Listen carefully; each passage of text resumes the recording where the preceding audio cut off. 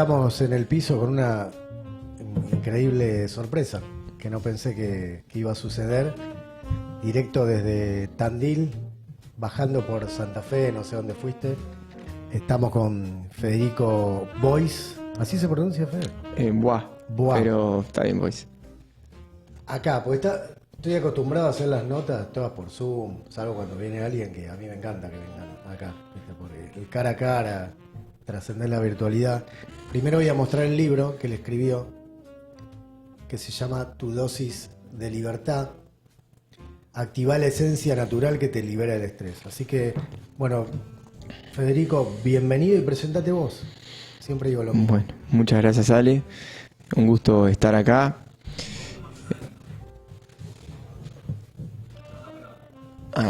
Bueno, muy buenos días a todos. Un gusto estar acá.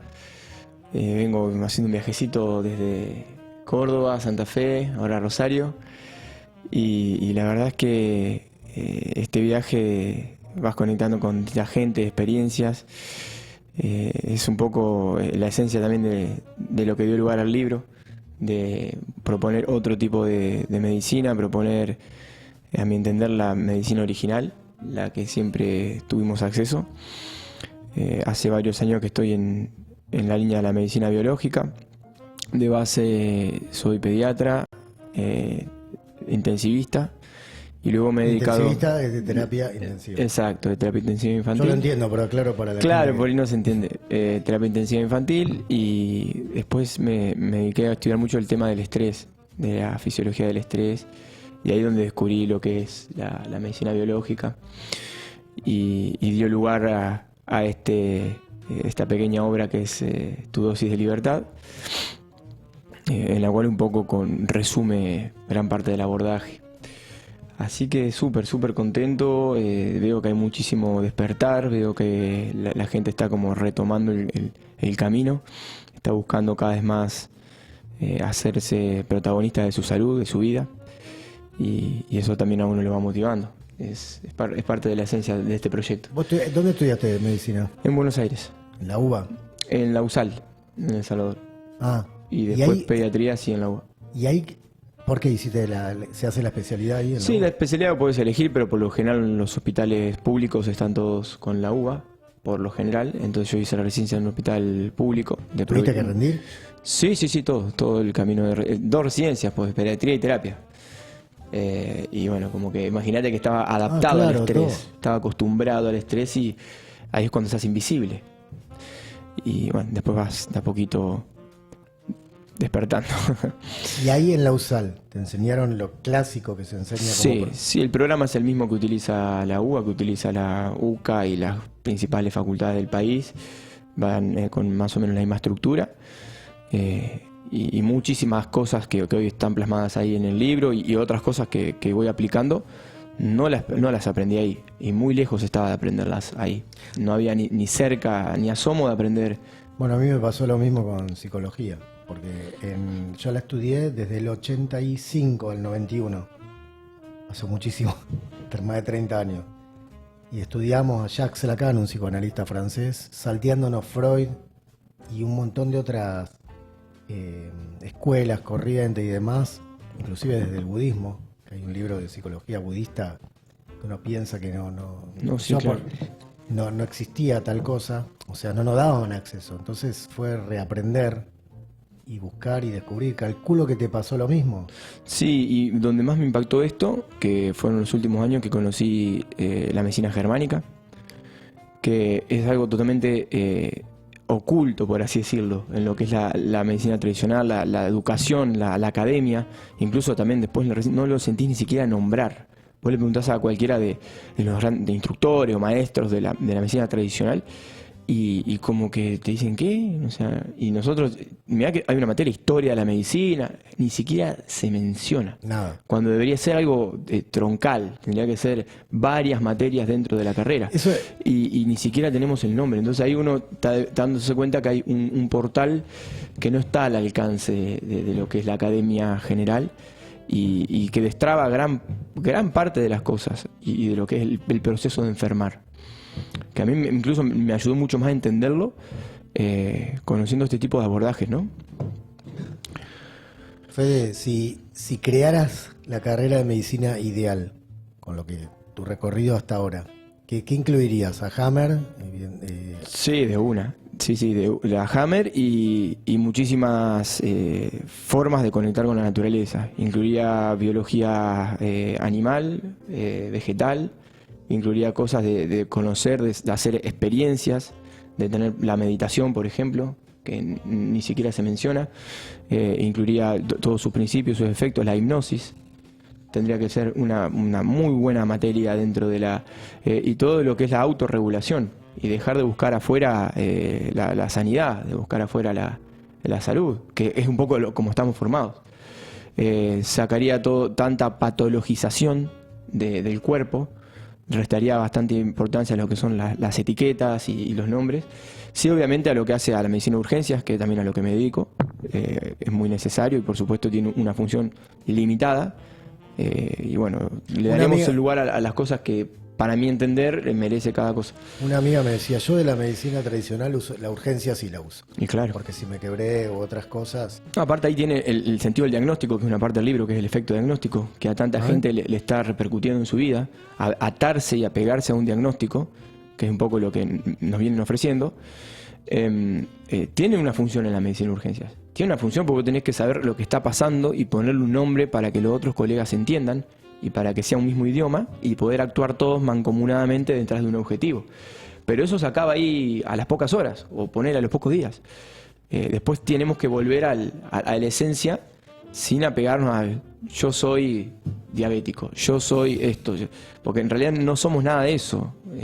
Son situaciones que por en un momento el cuerpo te manifestó, pero que después tienen que volver a la línea de base, digamos, tenemos que volver a la autorregulación, que creo que es una de las grandes deudas que tiene la academia y todas las facultades que conocemos. Con lo cual sería barajar y dar de nuevo. Sí. O sea, yo no podía creer que... claro, porque lo que viene dado, lo instituido, en mi caso lo normalicé. Mi papá era médico, otorrinolaringólogo, entonces, bueno, yo veía en el consultorio cómo atendía. Y nada, para mí estaba bien. O sea, está perfecto como se enseña así, medicina. Está bien como se enseña... Bueno, cuando estudié psicología dije, no está tan bien como se enseña, y incluiría hoy otras cosas como esta. No se habla nada de meditación, por ejemplo, que es tan importante para la salud en general y para la salud mental. Y la otra vez fui al dermatólogo y bueno, me indicó algo para la pitiriasis versicolor y también unas pulgas que me habían picado. Pero fue contarle, toma esto, toma lo otro, lo conseguí allá. No está mal, o sea, se apagó el síntoma, pero no se fue a... Por ejemplo, ¿cómo estás viviendo? ¿Dónde? ¿Qué te pasa? Que, por ejemplo, Materla Lisdero para la pitiriasis versicolor me dio el significado de muchas separaciones y que me toque la piel. Claro. Otros abordajes. Totalmente. Sí, sí, sí. ¿Cómo era lo del diagnóstico que decías? El efecto diagnóstico es una de las cosas que mantiene la enfermedad. O sea, mantiene la percepción de enfermedad y que también condiciona el funcionamiento del cuerpo. O sea, lo que no hemos entendido a lo largo de las carreras y de la historia de cómo nos formamos es el poder que tiene el cuerpo y cómo en el proceso están implicadas todas cuestiones internas. Lo que yo creo, lo que a mí me da miedo, todas esas cosas tienen un efecto físico, o sea, tienen un efecto químico también. Y no nos hemos dedicado a ver cómo impactan las palabras, cómo impactan las sensaciones, cómo impactan un montón de cosas en el proceso, y que no es un germen o es tal polen o es un alérgeno, no, sino, bueno, como mencionaba a Matilda, hay todo un sentido. Y estaría bueno poder entenderlo, explorarlo, porque cada persona también tiene un sentido distinto y hace síntomas en base a un sentido. Creo que cuando vos lo congelás con una etiqueta diagnóstica, borrás un montón de otras cosas. Y la persona se queda media focalizada en esa parte y no ve todas las otras cosas que puede hacer. Y se autodefine así: soy diabético, soy depresivo. Claro, porque también es una justificación. Entonces también te da un cierto confort en el punto de decir, bueno, yo ya sé lo que tengo y bueno, y más o menos lo puedo controlar. Te da como cierta protección frente a decir, yo no puedo porque también una posición un poco cómoda de ese sentido, que es un poco lo que también se dice ahí, la cultura del confort. Tenemos que entender que estamos nosotros incluidos dentro de la cultura del confort, la medicina no es excepción, entonces siempre buscamos evitar el proceso de aprendizaje por el cual el cuerpo ahí entiende. Acá estoy, sí, tal cual. Acá estoy en el capítulo 3. Después te lo voy a pasar al libro para que vos hagas un raconto, como lo vamos a volver a sortear. Genial, me encantaría. Bueno, yo en la carrera de psicología, en el doctorado, hice una monografía, un trabajo especial sobre el suicidio. Siempre fue algo que me cautivó, me subyugó. Quizá por haber tenido, después descubrí un bisabuelo que se suicidó a los 30 años. Una historia no muy contada. Y por haber tenido en algún momento depresión, ideas, estar triste, ideas de cometer eso. Sí. Y acá en el capítulo 3 que hablas del, te lo voy a pasar al libro, del suicidio involuntario. ¿Cómo sería? ¿Cómo el suicidio involuntario? Claro, hay varias formas de hacerse daño, ¿no? Y de acabar con la propia vida. Está el voluntario y el involuntario. El voluntario, el que vos describís ahí de tu antecesor, de tu abuelo, bisabuelo, y que eso es algo como que es dramático, es chocante y es tremendo, ¿no? Es tremendo. Pero nosotros no nos estamos dando cuenta que estamos en gran parte metidos dentro del suicidio involuntario, que es la manera en que nos autoinfligimos daño a través de continuar en el estrés, de no abordarlo, de seguir alimentándolo con otras cosas, de armar entornos de estrés en el cual seguimos con la misma lógica y el cuerpo va sintiendo todos esos embates, todos esos golpes, en los cuales no solo a nivel físico, sino a nivel conductual. A ver, el hecho de que una persona llegue a tomar una decisión como la de quitarse la vida, no es algo que lo hizo conscientemente y de una decisión feliz. Es algo totalmente desesperado, en el cual el estrés ya tomó por completo su cuerpo. Y lo mismo sucede cuando uno tiene una patología crónica, inflamatoria, de las tantas que hay, a nivel neurológico, digestivo, oncológico. Es una manera en la que el cuerpo está, digamos, resignando una parte, está tratando de compensar a lo que vos lo estás queriendo adaptar. Sí. Te está queriendo ayudar para a ver si te puede adaptar a esa situación. Entonces estamos como abusando de alguna manera del cuerpo, mismo cuando estamos tan acelerados y vamos por la calle, manejando en el auto, hablando por teléfono. Son conductas que de la conciencia vos decís, sí sé que está mal y que puede poner en riesgo algo, pero vos lo haces de manera impulsiva y algo más fuerte que vos lo estás haciendo. Bueno, y esas son las emociones que yo menciono en el libro, las emociones de sobrevida, las emociones activadas con el estrés, de las cuales nos familiarizamos. Y después, bueno, ¿qué me va a hacer, no? ¿Qué me hace? Lo hago rapidito y son momentos en los cuales no tenemos conciencia. Es una manera de hacer daño a otros. De que yo a veces va por la ruta y ves que pasan a 200 kilómetros, a 180, a 160. ¿Cuál es el motivo real? ¿Cuál es el sentido? Es muchísimo más caro lo que vos podés llegar a pasar, las consecuencias, los daños, que el beneficio de ir a esa velocidad. Por ejemplo, entonces te das cuenta que son decisiones inconscientes o poco conscientes, y eso es lo que llamo el suicidio involuntario. Porque después esa persona vos le preguntás, no, yo no quiero morir. Pero estás haciendo las cosas como para eso, ¿no? Las conductas temerarias. Creo que eso es lo que uno ha ido viendo tanto en la cotidianidad como en casos particulares de personas, y lo puedo ir registrando. Mismo cuando la enfermedad también es una forma de hacernos daños para tratar de encajar en un entorno, ¿no? Eso es un poco la idea. ¿Hay chicos que se enferman para captar la atención de los papás? Sí, claro. Sí, de hecho es la mejor forma que encuentran de captar la atención. Ahora hay que ver el sentido con el que lo hacen y bueno, cuál es la lógica propia que hay ahí en cada familia. Pero evidentemente es lo mismo que el niño representa. Es como la prolongación de la corporalidad, la prolongación del ego paterno-materno, fuera del cuerpo. Entonces, cuando no tenés hijos, lo que va a hacer esa función es tu cuerpo, tus síntomas. Va a empezar a darte señales. Cuando después tenés hijos, el niño va a hacer esa función. Entonces, lo que antes te llamaba la atención en tu cuerpo, ahora te llama la atención fuera de tu cuerpo, que sería este pequeño ser, que tiene una conciencia muy, muy elevada y, digamos, una percepción muy fina, en la cual cualquier tensión, cualquier cosa que vos no estés pudiendo abordar, no estás queriendo abordar, ¿sí? Pero que te esté afectando, él va a tratar de compensarla. Entonces, si vos no pudiste lograrlo, te va a llamar la atención para que lo logres. Son algunas dinámicas que uno por ahí va detectando, ¿no? O sea, la consulta con vos como pediatra no es una consulta tradicional a la que yo he ido. Claro. Me acuerdo un doctor, no me acuerdo el nombre. Sí, me lo acuerdo, pero no importa. Yo te digo, vio 15 chicos en una hora, creo, o más. Tac, tac, tac. O sea, para la situación puntual de llamarle una urgencia o alguna... Estaba bien, pero creo que ni lo miró a Pedrito. O muy poco, track, le pasa... O sea, muy hábil, muy entrenado para ese baile, porque no es que dio algo desajustado. Pero ahí terminó, como una consulta contigo. ¿Es diferente? Eso a mí me resuena mucho lo que describís de ese médico, porque es lo que nosotros aprendimos en la residencia.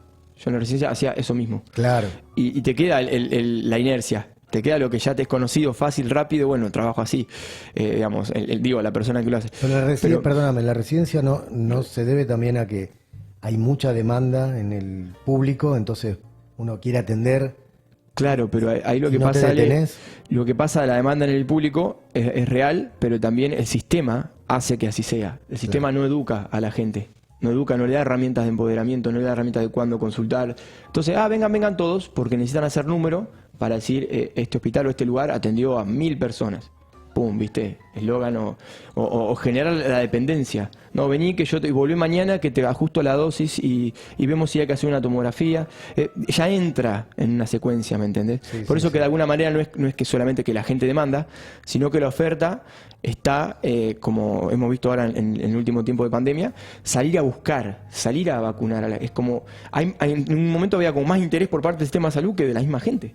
Entonces, digamos, se da una relación de ambas partes en el cual si se optimizaría el sistema desde la educación, desde la aplicación de las terapias y todo, la gente incluso iría menos a consultar. Si se hiciera un buen trabajo en las escuelas, en los centros periféricos, en todos los lugares, sí tendrías un ritmo intensivo, pero te focalizaría nada más en la cuestión urgente. Y sí, claro, hay que tener ahí operatividad, hay que tener velocidad. Volviendo a tu pregunta de cómo sería una consulta, y si no es una urgencia, si sale del estado de urgencia que haya que actuar rápido, 1 hora al menos. 1 hora, sí, 1 hora al menos. 45 minutos, 1 hora, como para poner varias cosas en situación. Y después, bueno, ir respetando distintas fases en función de la etapa y en el estado en el que se encuentre la persona. Ver si por ahí tiene, qué nivel de conciencia tiene para con el síntoma de su hijo. En cuanto a también hacerse cargo, comprometerse en ese tema. Y después lo vas trabajando, ¿no? Vas generando toda una dinámica para poder ayudarla a entender, a comprender y a aplicar distintas cosas que le ayuden a liberar ese síntoma. Un poco va eso, y ese trabajito sí tiene un tiempo que bueno, hacia todo lo que es el entorno, ¿no? Lástima que no está en Rosario. Buscando un pediatra para mi nene. Y estoy preguntando y cuesta encontrar a alguien que diga, bueno, cuestiono el calendario inclusive obligatorio de las inoculaciones. Le llamo así por si después lo subo a alguna plataforma que... Dale.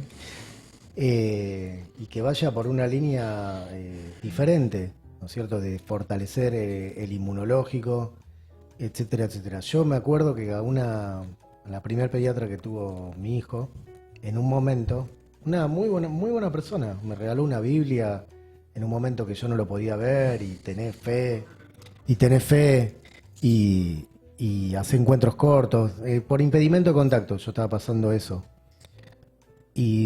Pero en un momento, cuando fui, yo sabía que tenía en mente cuestionar cosas. Porque le pregunté, porque había leído, no sé, en algún lugar, esas mentes curiosas que tenemos nosotros, por el tema de justamente las vacunas. Y ella era una persona que por ahí estaba escribiendo la historia clínica, se tomaba su tiempo, nos tenía 40 minutos, en eso, 10 puntos, tengo un muy buen recuerdo de ella. Una persona muy decente, pero cuando ella hizo así, como que saltó medio reactivamente, salvaron muchas vidas. Perdí 2-1 con la mamá. Pero está bien. Te hicieron el 2-1. Pero ahora, cuando antes me decía que soy anti inoculaciones, yo decía, no, yo mi hijo tiene las... Y hoy en día te juro que me estoy volviendo a lo Escardó, que lo hablaba con Eduardo Llaves, ¿lo ubicás a Llaves? Sí. Me estoy volviendo un poco, como él decía, anti-back. Y muy pro dosis de libertad y bueno, elegir en libertad. Que, muy largo lo que conté, pero ¿qué te mueve Está clarísimo, a está reflexionar? clarísimo porque es un proceso que a mí me resonó también cuando lo leí a Escardó. Y más te confirma las cosas el hecho de que lo tenemos reconocido como el padre de la pediatría y nunca se dijo lo que creía, lo que pensaba y lo que sentía el padre de la pediatría en ninguna etapa de la residencia ni en ninguna etapa de donde uno trabaja hoy en día. Ese tipo se galardona, se homenajea y no se hace honor a lo que realmente le estaba viendo, observando con toda su sabiduría en aquel momento, que era bastante más jugado, ¿no? Y tiene totalmente lógica. El proceso acá que un poco vengo sintiendo es recobrar la autonomía. Creo que ese es el principal paso para abordar el estrés y asimismo mejorar la inmunidad. Entonces ahí hay un montón de cosas que antes la tomábamos como ciertas y cuando cambia tu idea de lo que es el sistema inmune, vos mismo lo vas experimentando con tu propio cuerpo. Digamos, yo en estos años yo escucho que la gente dice, no, tuvo el virus, le volvió a agarrar el virus 2 o 3 veces. ¿Cómo puede ser que yo trabajando frente a personas contagiadas no tuve nunca en 2 años, ni un síntoma? Claro. ¿Cómo puede ser? Tampoco estando cubierto con ningún tipo de las inoculaciones recientes. Digamos, eso hay algo que no cierra y ahí donde está bueno poder incursionar, investigar y poder generar evidencia. Un poco también el libro busca un poquito eso, de generar algo bibliográfico, algo de registro, de evidencia a raíz de lo que uno va viendo. Y por supuesto implica mucha gente, hoy se está cuestionando el tema de las inoculaciones, qué sentido tienen, esto que te dijo a vos la pediatra, la médica que mencionabas, no hace falta, digamos, reaccionar de una manera así como... no fue mal, No, pero hay un siempre bloqueo. tuvo un trato claro, muy pero amoroso. te das cuenta y que con hay un Pedrito, bloqueo. Hay un bloqueo en cuanto al tema, en cuanto a no hablemos del tema, ¿me entendés? Tenés razón. Una ondita fue así. Una cosa, más allá de que sea genial como persona. Porque fue así, así lo sentí. Acá se terminó Exacto. la conversación. Exacto. Esto es así, me dijeron que es así, vendría a ser, aceptá que es así. Es un poco, y es cuestionar las cosas también preestablecidas y que fueron impuestas. Porque también yo estuve en esa de que algo absoluto y como algo, hasta mirabas con cierta cuestionamiento, ¿no? A la persona que como que ridiculez, es decir, uno como una verdad absoluta y a partir de empezar a conocer realmente cómo funciona el cuerpo del niño, la fisiología del niño, la fisiología del humano, empezás a ver qué rol cumplen, qué utilidad, qué hay de favor, qué hay de en contra. Y creo que la principal llave es cuestionarse, abrir, y el hecho de que gran parte de la comunidad no quiera hacerlo, o no esté dispuesta a hacerlo, no esté dispuesta a rever, a debatir, a registrar los casos en los cuales no se da la regla. Como veo y atiendo muchísimos niños que no tienen ninguna inoculación y tienen perfecto estado de salud. Digamos, ¿qué pasa? Y estaría buenísimo. A mí incluso me serviría que más colegas se sumen y que se pueda, incluso por más que estén o no de acuerdo, se puedan registrar esos casos y se pueda elaborar un estudio científico, ponerle de eso. Ir a fondo por la claro, verdad. Ir a fondo. Si uno está equivocado y en caso de que no estamos, bueno, que haya una comprobación, que haya algo que explique esos fenómenos biológicos, ¿no? Sí, de que y no con una respuesta tajante de decir tipo esto no se habla, salvaron mucha vida, ¿cuándo, cómo, dónde? ¿Cuándo, cómo, dónde la salvaron? ¿En qué contexto? ¿Por qué hoy no están salvando? ¿Qué pasó? Entonces cambió la formulación, ¿qué fue? ¿Hay alguna que podamos rescatar? Bueno, investiguémosla, alguna que vamos a decir, no, mira, esta, 0 efecto adverso y todos los beneficios. Y además que quede claro que hay adentro, en todas. Exacto. Y que se informe a la población, como dice Mariana Mafía, el consentimiento informado y claro. que yo pueda saber qué hay. Ahí tenés el libro, Fede. A ver, yo siempre digo que los libros que son buenos para mí son los que después de leerlo me aprendí algo. Que lo tenés en tus manos. Si querés mostrarlo a la cámara, ahora te lo va ¿Acá es? a tomar. Sí, ahí está. Y Si ahí querés, pone pues, otro. insisto, vamos a volver con el sorteo por segunda vez. Que ha tenido muchísimo éxito, mucha participación la primera. ¿Cómo lo escribiste? ¿Te sentabas a la madrugada, te venía alguna inspiración? Porque calculo que debe leer un montón. Y Sí. habrán sido 4 tomos si lo tenés que... Sí, me resultó difícil poder comprimirlo, porque quería que sea algo accesible en cuanto a que no sea muy duradero, muy largo el libro, que no sea un bodrio en cuanto a que vos lo veas de lejos y viste. Está bueno los libros grandes, pero también tiene que tener una dinámica. Como es mi primer libro, yo tampoco iba a saber cómo iban a captarlo, a entenderlo a la redacción, ¿no? A la escritura propiamente dicha, a la narrativa. Entonces dije, bueno, que sea algo de mediana duración, ponele, de mediana longitud, ok. Y ahí tenía que comprimir bastantes conceptos. Y es mucho también desde la creatividad y desde el descubrimiento. Y también desde el cuestionamiento de lo que ya está como absoluto, ¿no? Entonces, era un poco fluir y a la vez tampoco tanto, porque hay registros de trabajos científicos, de cosas, digamos, científicamente certificadas, y que, bueno, ahí traté de no irme mucho por mi propia subjetividad, sino de tener cierta coherencia y sensatez. En cuanto a las madrugadas que me decías, sí, gran parte se escribió de madrugada, después de las 1 de la mañana.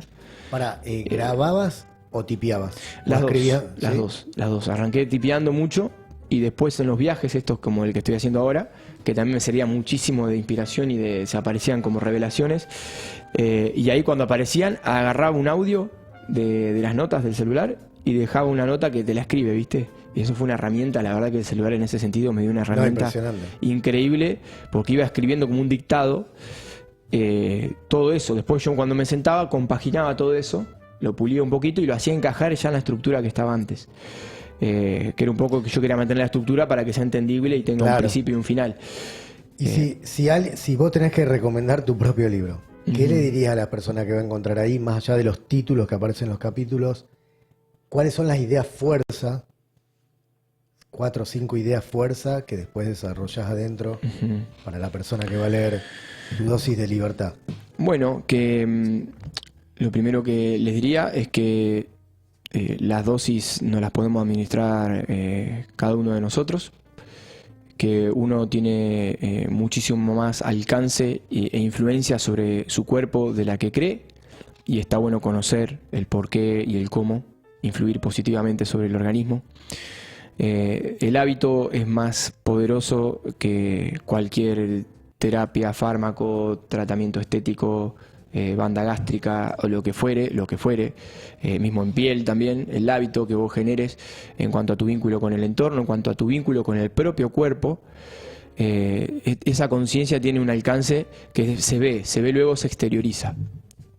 ¿Qué más? Bueno, el conocer qué tan necesaria es la medicina convencional, lo que hemos conocido, reconocer su valor real, o sea, no es un libro que sea realmente anti nada. Es bueno eso. No es un libro anti nada, es un libro que es pro empoderamiento, pro vida, digamos, en el máximo del sentido de la palabra, y te invita, aparte de todo eso, a incluir al niño. Si tenés hijos, más todavía te va a resonar. Si no, también va a ser de utilidad, pero con el hijo lo vas a poder viendo, digamos, la práctica cotidiana, porque te invita a no verlo como una fuente de estrés, de carga, de frustración, sino verlo como un desafío, como un entrenamiento que te está brindando, y cómo ir resolviendo tu propio estrés a raíz de tu niño, tu cría humana, como dice acá el libro, y empezar a decodificarla, a reconocerla, para que poder empoderarse ambos. Había una noticia, pero no la encuentro, de una mamá que intentó, bueno, estamos hablando de casos extremos, ¿no? Que no lo aguantaba a los chicos y se quiso suicidar, estaba alcoholizada. No, me hizo acordar a eso de que vos decías, de la carga, de acompañar. Después se me cruzan tantas cosas. a Laura Goodman, que es una escritora, que ella escribió el libro La familia ilustrada, Sí, me lo mencionaste. te lo mencioné, donde se habla mucho de la medicalización del parto, de los procedimientos, inclusive el primero, el corte del cordón umbilical, que ella dice Sí. que es algo violento, Sí, y de que en ese caso se excluye a veces al papá. sí. Y hay una, en la ilustración, lo presté y no lo perdí. Están todos los médicos, la mamá en el parto y el papá fuera. Todo lo contrario a lo que se llama el parto respetado, más inclusivo, y vos estás también proponiendo incluir al niño, justamente. Exacto. Sí, Como sí. psicólogo,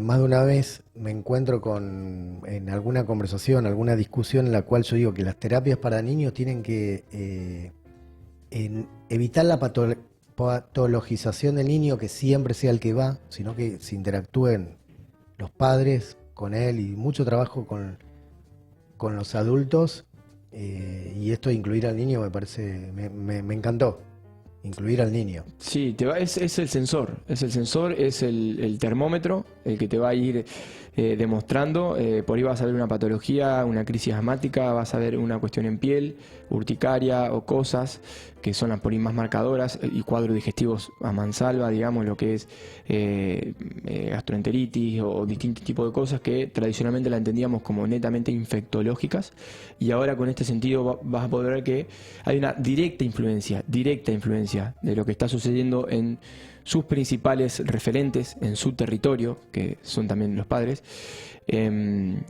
y ya cambia completamente el sentido de esto que hablas vos de la patologización del niño, como que tiene una enfermedad, tiene un cuadro, y los padres no tienen nada. O sea, es algo como Claro. totalmente asimétrico. Él tiene. Entonces, muchas veces expresan cuestiones que a nivel paterno-materno están en el plano emocional todavía. No se han exteriorizado físicamente. Pero él sí la hace primero, porque está cumpliendo su función de espejo, ¿no? Y su función de entrenador, como decía. Y un poco eso también es lo que te vas a encontrar, cómo funciona este efecto reflejo,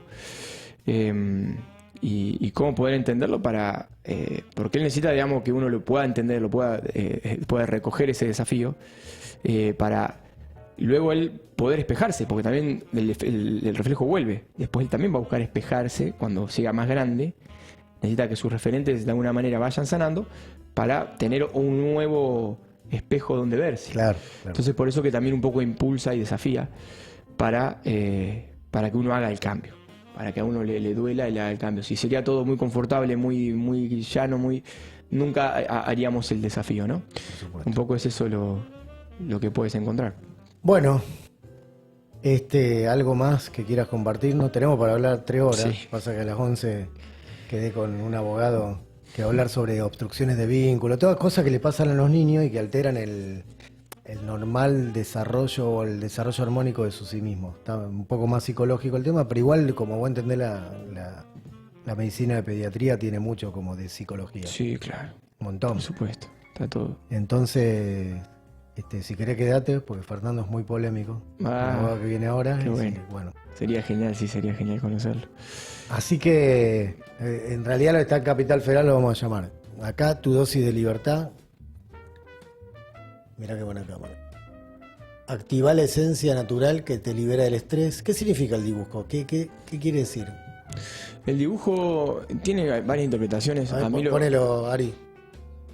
A mí lo que más me resonó es que la única dosis que te falta no la vas a encontrar en la farmacia, no la fabrica la industria, la puedes recabar del niño, externo o interno, y por eso que es un líquido azul, porque no es ningún tipo de, es algo especial, no se encuentra en prefabricado, y lo hace también desde el juego, desde la osadía, ¿no? Desde rompiendo la estructura. No sería normal que un niño se suba arriba de la mesa y cuelgue un suero, ¿no? Cualquiera que lo ve eso en una situación hospitalaria se saldría corriendo, ¿no?